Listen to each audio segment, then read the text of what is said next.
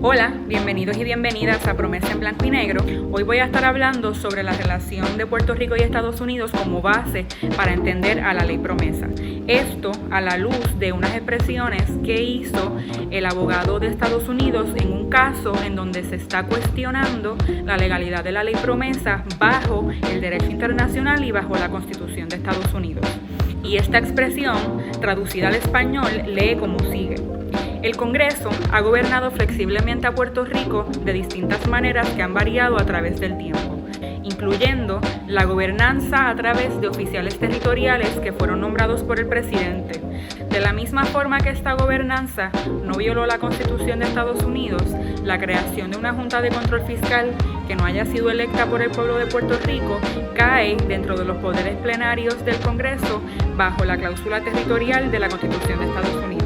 En efecto, Promesa tiene una cláusula en la que establece que el Congreso diseñó y creó esa ley en virtud de la cláusula territorial de la Constitución.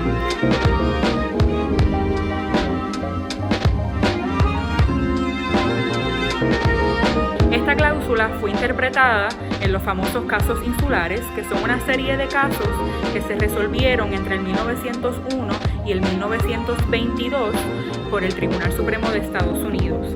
En estos casos se estableció que los territorios no incorporados como Puerto Rico pertenecen a, pero no son parte de Estados Unidos, están sujetos a las reglas y a las regulaciones del Congreso y solamente aplican los derechos fundamentales de la Constitución y lo que el Congreso decida extender.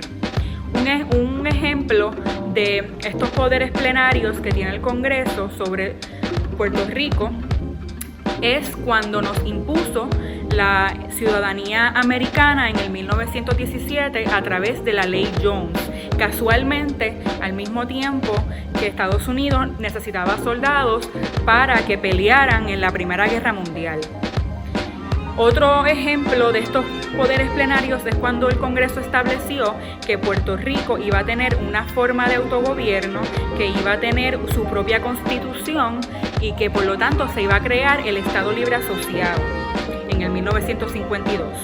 Voy a hacer un paréntesis y es que en el 1945 se crean las Naciones Unidas con varios propósitos, entre ellos la descolonización a través del derecho a la autodeterminación de los pueblos. Entonces, las Naciones Unidas crea una lista con todos los territorios que no tienen una forma de autogobierno y que por lo tanto son colonias, y en esa lista estaba Puerto Rico. Pero en el 1953 Estados Unidos saca a Puerto Rico de esa lista diciéndole a las Naciones Unidas que ya Puerto Rico había alcanzado una forma de autogobierno y que por lo tanto ya no era una colonia. Y de esta manera Estados Unidos no le tenía que reportar a las Naciones Unidas sobre la descolonización de Puerto Rico. No obstante, los casos insulares nunca dejaron de existir. El Congreso nunca dejó de tener los poderes plenarios sobre Puerto Rico y la cláusula territorial nunca dejó de gobernar la relación de Puerto Rico y Estados Unidos. Luego, en el 1984, el Congreso saca a Puerto Rico de la definición de lo que es un Estado para propósitos de una entidad deudora bajo el capítulo 9 del Código de Quiebras. Me explico. El Código de Quiebras es una ley federal que tiene varios capítulos. Y cada capítulo corresponde a una entidad o persona en particular. Por ejemplo, una persona de carne y hueso se puede ir a la quiebra bajo el capítulo 7, bajo el capítulo 11, bajo el capítulo 13. Todo va a depender de la situación de la persona. Y el 9 es el que corresponde a los estados y sus instituciones, o sea, las corporaciones públicas, las ciudades, municipalidades. Y Puerto Rico no es un estado para efectos de un deudor bajo el capítulo 9 porque al Congreso le dio la gana de sacarnos. Luego, Puerto Rico cae en una recesión económica y la deuda pública de Puerto Rico empieza a crecer.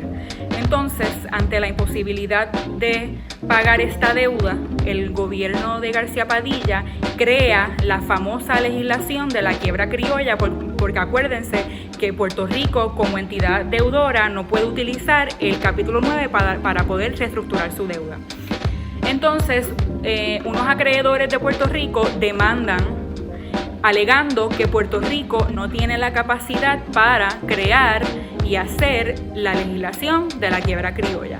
Y este caso llega hasta el Tribunal Supremo de Estados Unidos y el tribunal establece que aunque Puerto Rico no es un estado para efectos de los deudores que se pueden ir a la quiebra bajo el capítulo 9, sí es un estado para efectos de que a la única entidad que le corresponde legislar sobre quiebras es al gobierno federal. Esto lo que significa es que Puerto Rico no puede utilizar el código de quiebras para reestructurar su deuda, pero tampoco puede hacer su propia legislación cuando necesite reestructurar su deuda. Y el Tribunal Supremo dice que si Puerto Rico tiene una deuda que tiene que ser reestructurada, le corresponde al Congreso hacer y diseñar una legislación especial para Puerto Rico.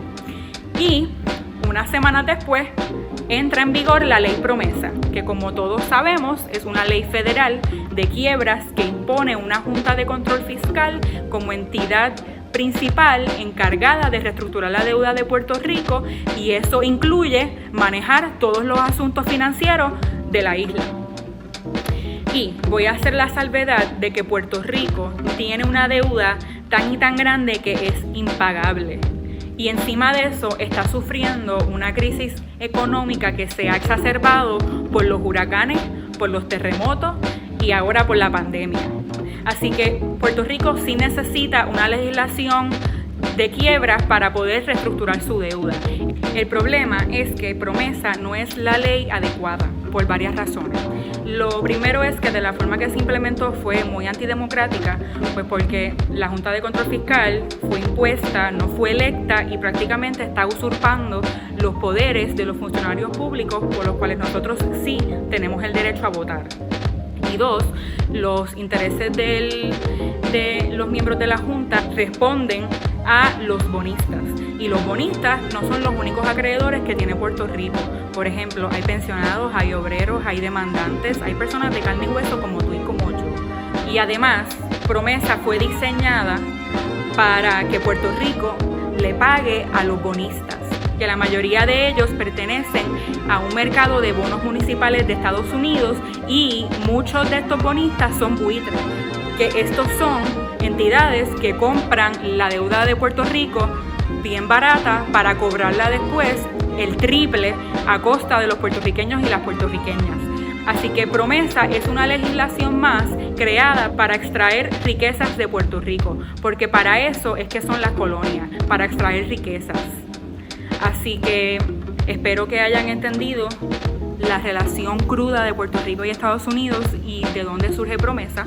Gracias por ver el video hasta el final y acuérdense de darle follow a Promesa_Black and White en Instagram, Promesa en Blanco y Negro en YouTube, y quédense en sus casas.